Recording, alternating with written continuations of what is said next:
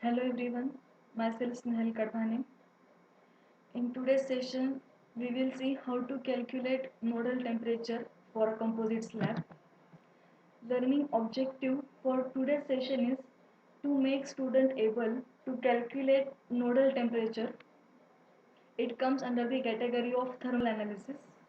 Question: a composite wall consists of three material as shown in figure.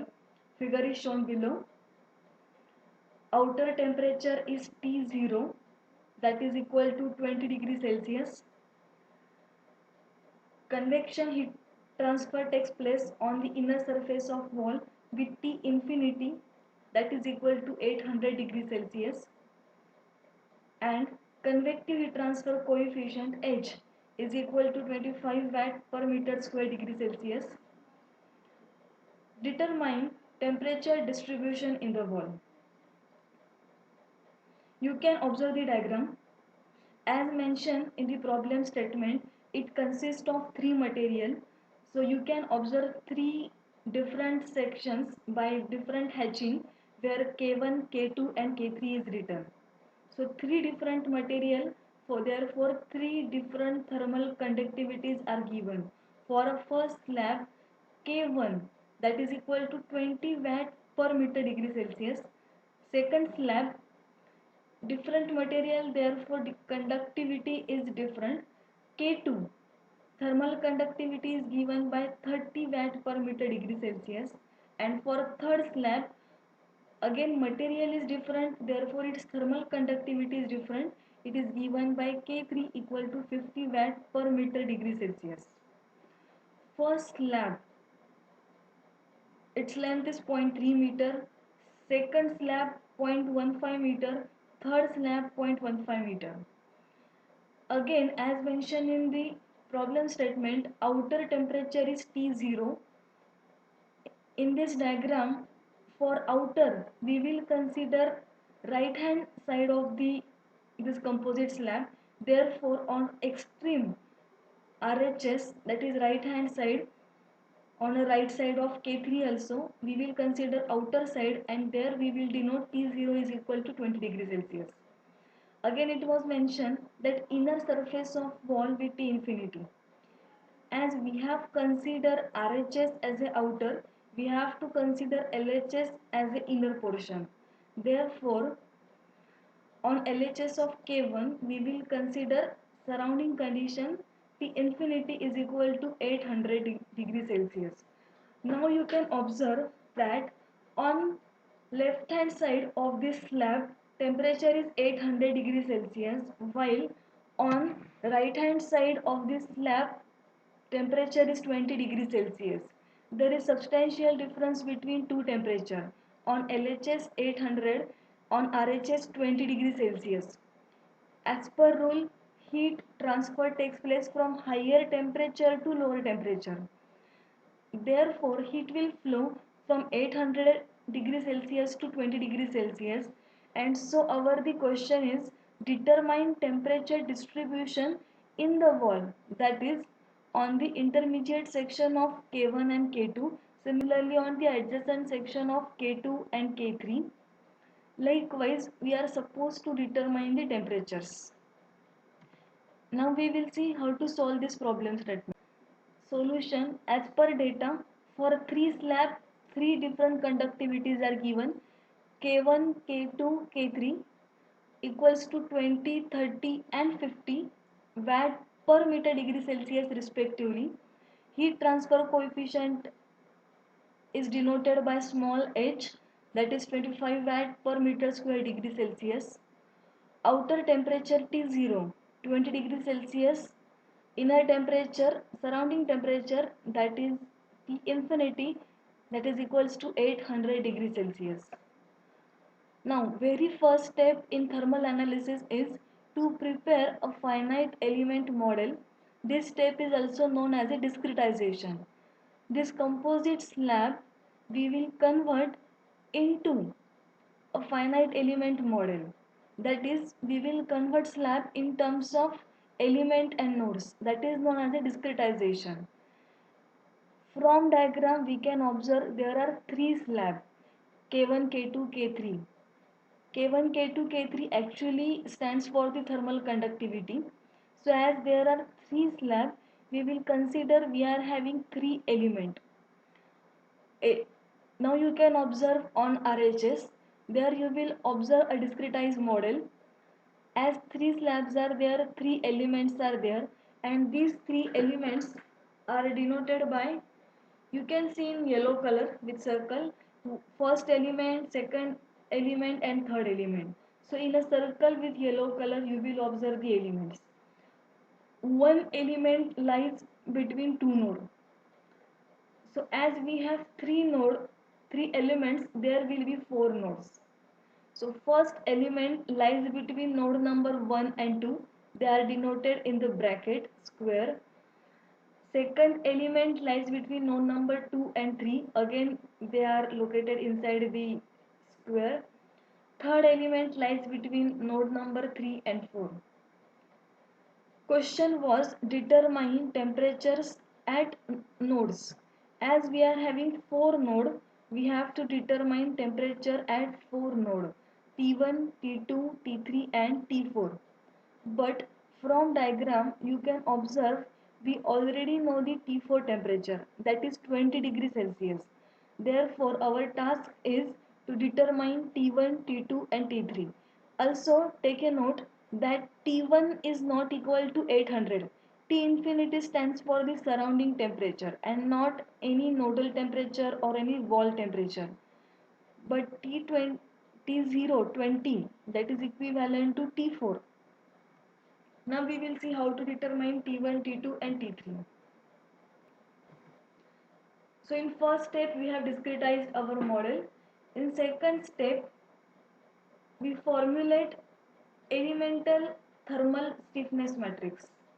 Thermal stiffness matrix is given by equation Ke, small e stands for the elemental stiffness matrix, that is equal to Kx upon Le into 1 minus 1 minus 1 1, 2 by 2 unit matrix. Remember how many elemental stiffness matrices will get formed, that depends upon how many elements we have. If we have only one element, we will form only one stiffness matrix. If we have four elements, we will form four stiffness matrix. As we have three elements, that is we have three slabs, so we have three elements, we will form three elemental stiffness matrices. Now, for a first element, we will apply formula as denoted by equation number 1. So, for a first element, K1 is equal to Kx, that is thermal conductivity of first slab, it was 20, divided by elemental length, that is 0.3 meter, into 1 minus 1 minus 1 1. 20 upon 0.3 becomes 66.67. That multiplication factor we will take inside. So we get K1 is equal to 66.67 minus 66.67 minus 66.67 and then 66.67. Remember, I will always read matrix row wise and not column wise.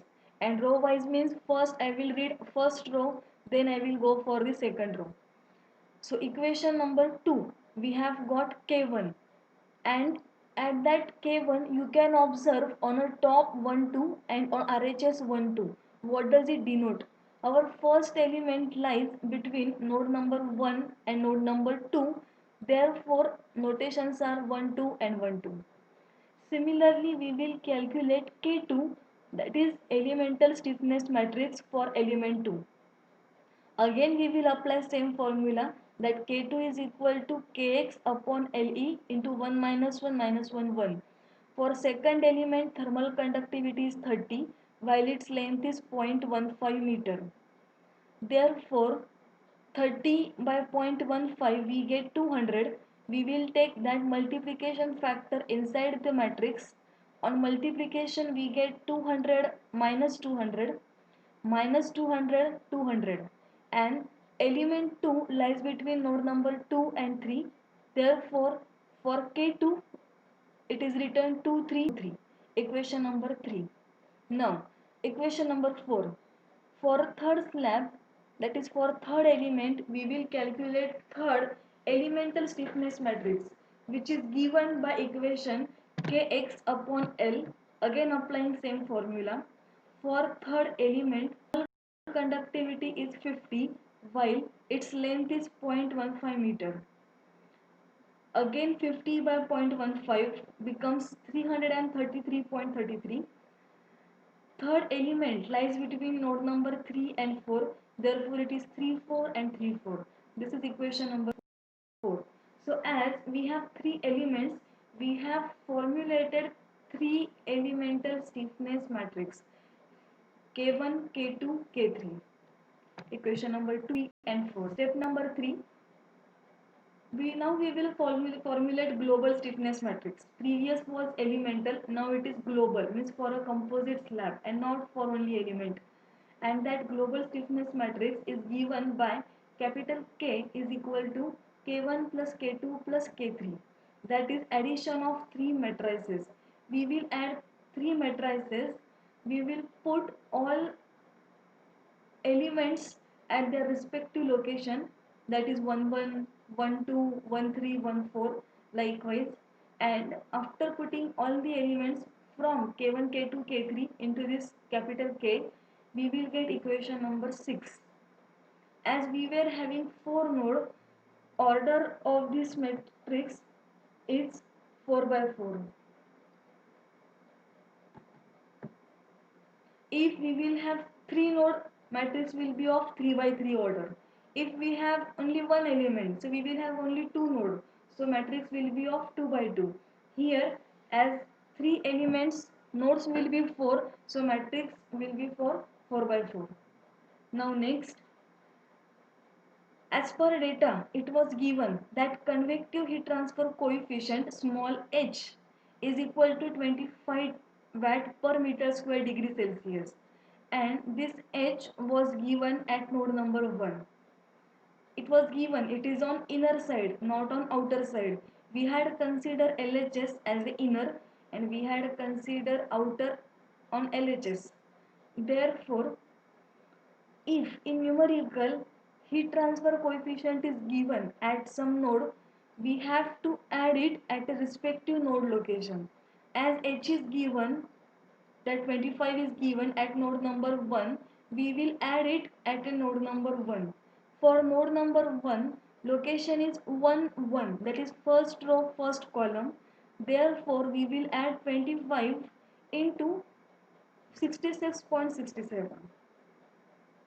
Therefore, we get equation number 7, and after adding 25 into that 66.67, get final global stiffness matrix as indicated in equation number 8.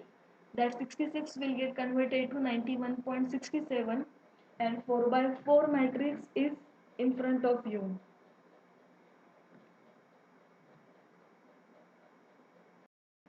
So till now we have formed elemental stiffness matrix in step 2. In step 3 we formulated global stiffness matrix. In step 4 we will form load vector, global load vector.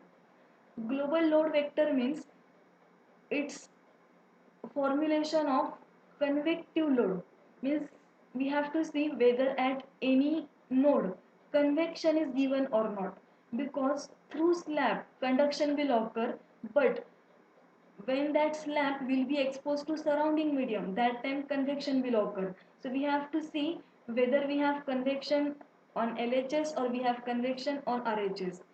In this numerical, convection is given on the inner side, that we have considered node number 1.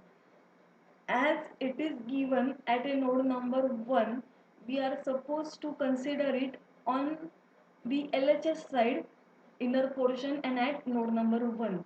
How to consider? So as we have 4 node, therefore load vector will be also of order 4 by 1, that is 4 row and only 1 column. It will not be 4 by 4. Next, convection is present at only node number 1. By formula it will be written as a R1.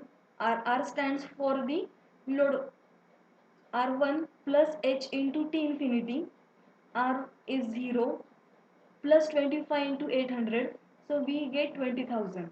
There is no convection at node number 2, 3 and 4 because purely conduction will occur. That's why value of R2, R3 and R4 are 0.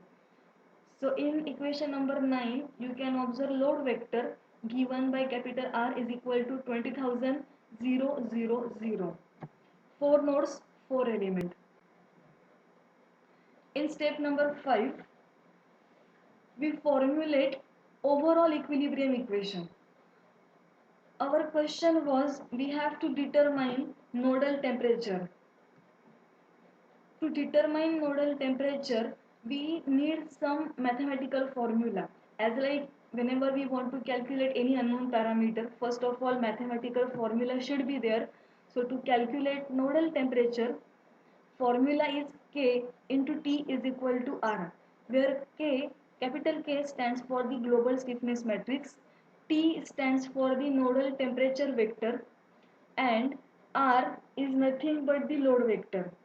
We have formulated K, that is global stiffness matrix.